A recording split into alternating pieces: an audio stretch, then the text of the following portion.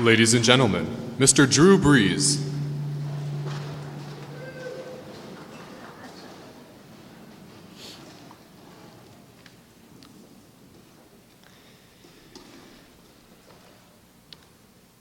There are significant moments in our lives that we remember, both tragedy and triumph. We remember exactly where we were and the emotions that we felt. We all remember where we were on 9/11 and the pain, shock, and anger that ensued. Many of us remember February 7th, 2010, when the Saints won Super Bowl 44.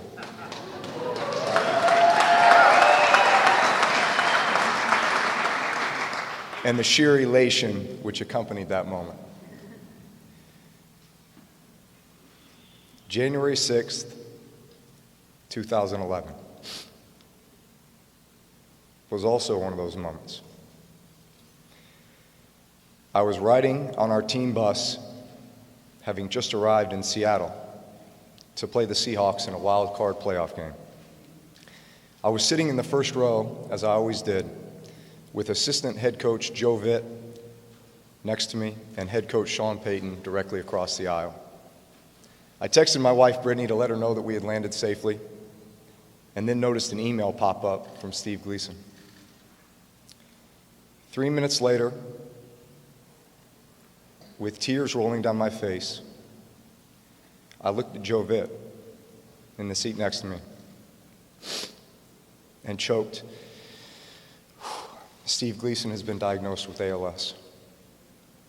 We were both in a state of shock, numb to the core. Of all the people on this earth, Steve is the last person to ever deserve something like this. This is not fair. This is not fair. Steve was as blunt and raw and honest as he could be in that email, detailing his diagnosis, but also acknowledging that he was scared and frustrated. But at the end, Steve said, and I quote, "I promise to fight and believe and expect the extraordinary, and smile and laugh and cry and love our lives for every breath that remains in my body.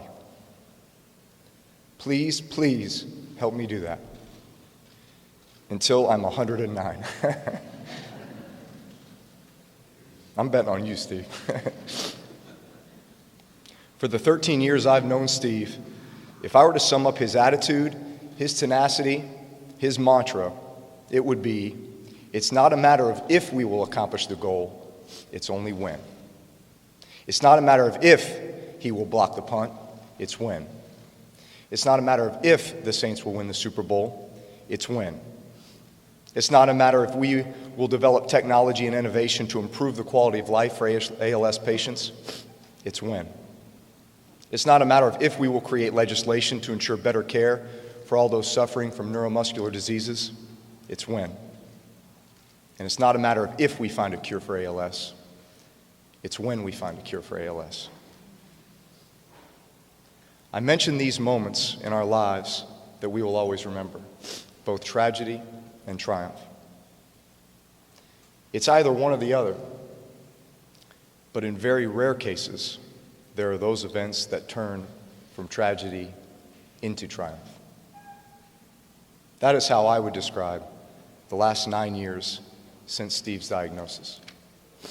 There is no person on earth with the strength, courage, passion, and tenacity to overcome all obstacles and make the lasting impact that Steve has made. Steve, you're an inspiration.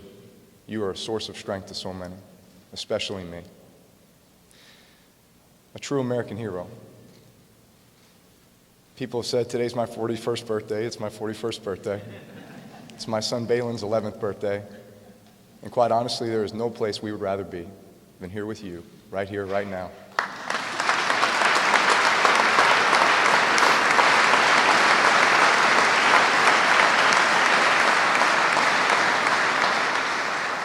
And there is no person more deserving of this incredible honor, the Congressional Gold Medal, than you, Steve.